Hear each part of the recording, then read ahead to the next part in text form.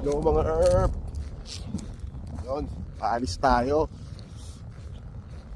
Punta ako ng grocery. Mag-grocery kami ng asawa ko. So doon na kami magkikita.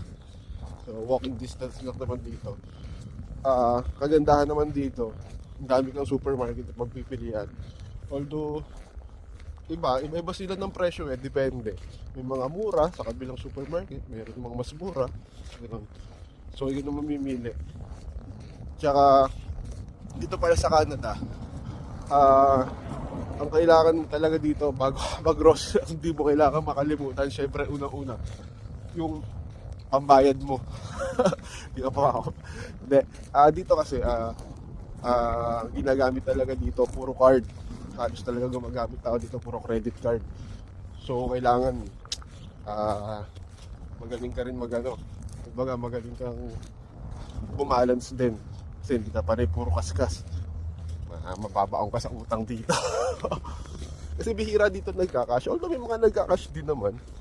Pero halos kasi talaga ng transaction dito puro card. Tsaka pangalawa, syempre, hindi mo makakalimutan kailangan dalhin pag grocery ka dito. Eto. Kailangan mo kasi dito paper bag, plastic. Bibilin mo pa kasi. Although wala namang plastic pala. Kumbaga yung mga eco bag, bibilin mo pa.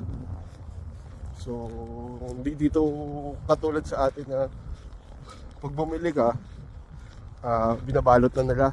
Hindi dito. Kung ano yung binili mo, yun ang aayusin mo. So, kailangan may dala kang ganito. Yun ang pinakakailangan mo. So, magkikita kami ngayon ng asawa ko. Malapit na ako, pero tingin ko nandun na siya sa supermarket. Napupuntahan namin sa United. Ito na yung supermarket na pupuntahan namin ng asawa ko. So alam ko nandito na siya eh. So puntahan ko na lang siya sa loob. So ayan, supermarket. So nito na kay asawa ko. So ayun, dito na kami sa United. Ito na kasama ko ng asawa ko. Ayan, so bumili kami. Unang titignan namin yung mga karne ba muna, sheep? Ayan, titignan namin ng karne. Ayan.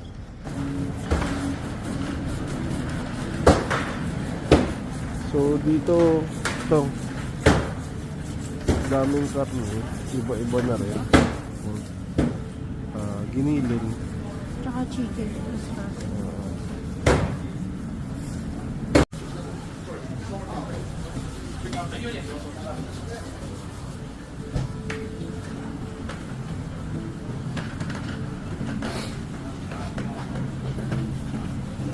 Okay. £6.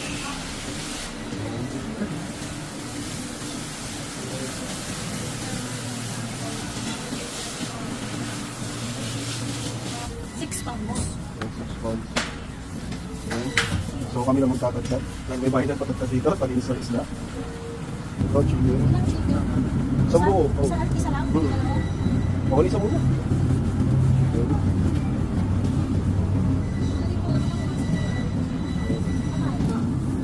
Beef.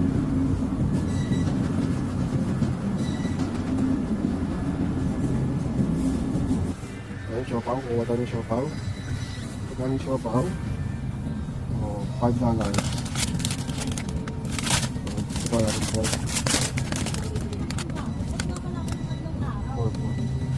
Pork bag meron barbecue.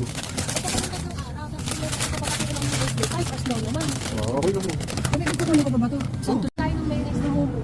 Meron pa tayo yun. Mayonnaise na momo rin lang. Oo, sir. Ano ng mayonnaise na momo? Pangkwa.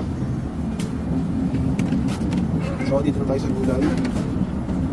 Gulay.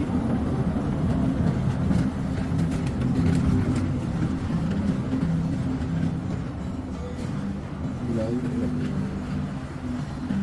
Broccoli. Ito, kailangan namin itong broccoli.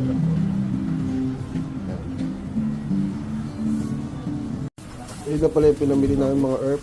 Good for 2 weeks sa amin yan. Tingin ko. Yan, naka $128 lang kami dyan. Mga herb. Ito. Pauwi na kami. Salamat sa panonood.